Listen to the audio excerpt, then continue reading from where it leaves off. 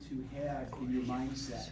The reason being is, if you can teach somebody how to do something, you will be exponentially better at it. Because people learn differently, and how you learned it may not be the best way to teach it to somebody that's struggling with how to do it. So whenever I go to a seminar or whatnot, I don't try to get with the best person. I try to get with somebody that's struggling a little bit, because that makes me a better instructor. If I get with somebody that's doing it as good as I am, I'm not gonna have much progress. If I get with somebody that's struggling, I have to figure out what I can do to help make that person better. And you guys should do the same thing in here. Don't always try to go with somebody that you think does it as good as you. Try to go with somebody that you think you can help make that technique better. Okay? Now, how does this apply to life? Well, think about it. If there's somebody in your class and math is very difficult for them, and math is your forte, meaning you get it very easily, it comes naturally to you, why would you not want to help that person? Why would you not want to give something back to that person? Okay? So I think a lot of times people do too much of this. You know, what's in it for me? Where's my handout? I want everything handed to me on a silver platter. I don't want to have to work for it.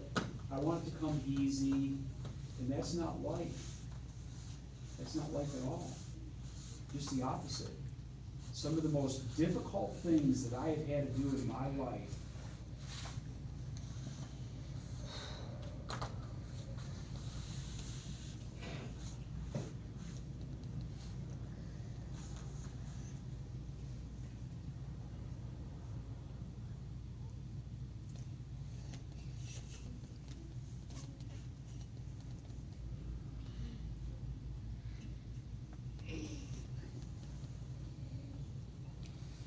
some of the most challenging things and difficult things that I've had to do have taught me the best lessons.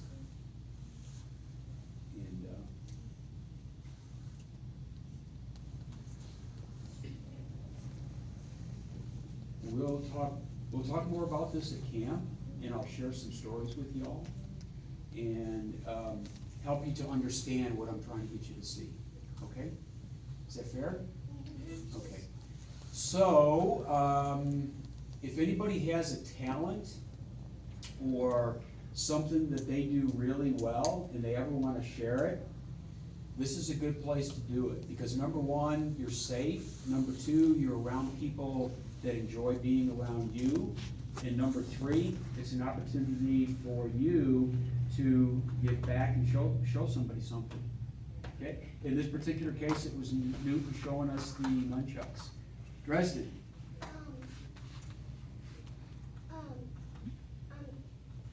What if somebody, they want to do something that they're good at, but it's not in the martial arts? Doesn't matter. Yeah. I don't care if it's tiddlywinks. If you're good at it and you want to show us, I'm good for that. I'm down for that. If you want to show me, you can do a gymnastic move. That's awesome. I remember when I was a kid, there was a move that it was in PE, and a very, very small percentage of our class could do it. It's a 2-arm lever. For whatever reason, it came natural to me.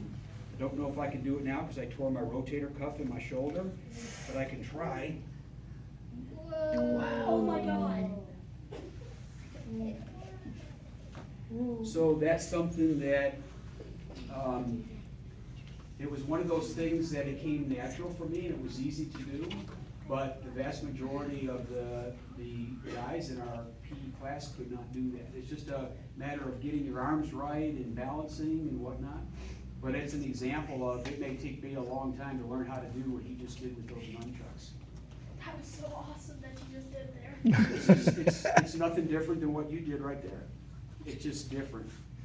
Because I was looking at that thinking, that's pretty awesome. That's pretty awesome. And I think from the expressions on the face as you were whipping those things around, I think everybody was saying the same thing. That's pretty cool. That's pretty awesome. That's neat that he can do that. But what I think is, it's neat that you can share. You know, that you can come in here and say, you know, this is something I'd like to demonstrate. Some people have a hard time getting up in front of an audience and talking. It's not been a problem for me. You know, it's not. But for some people, it's very fearful. Yeah. Well, it's not any time for board games, right? Board games?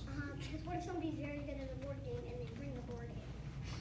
So if you're talking about chess, and your dad shared with me that you're going to be starting chess and dropping martial arts, I think that's great, because that's a thinking man's game.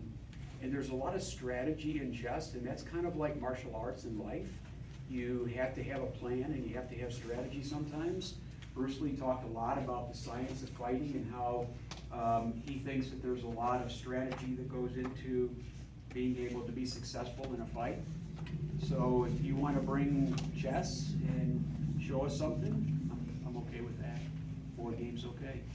Is it okay if I bring a model of dog? Sure. You gonna show us some anatomy, or you mean a model as in bones, muscles, or Bones and organs. bones and organs? Sure, absolutely. I know somebody that might know a little something about that. Huh? So looking at him. Yep. Okay, so maybe we spent a little bit extra time on something other than punching and kicking, but I think it was time well spent. I think that, you know, I've told you guys that there's a lot more that I want to teach you and share with you, and things like this that sometimes stimulate thinking, and we get to showcase talent. I think that's as good as learning how to kick or how to punch. Okay, now, I don't do this often, but you guys have a feel for what you would like to do the rest of class. Preston?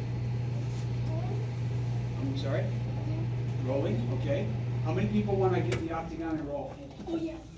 So 1, 2, 3, 4, 5, and we've got 1, 2, 3, 4, 5, 6, 7, 8, 9. So we've already got a majority. We want to be fair. Okay, when we get in the octagon and roll, do you want me to teach you a new technique, or do we want to spend some time just on rolling? Just rolling? Okay, you've already got enough techniques to try and remember, right? Yeah. Okay, and there is a lot. There is a lot. Over 1,000 probably. Over 1,000? No, I don't know that many.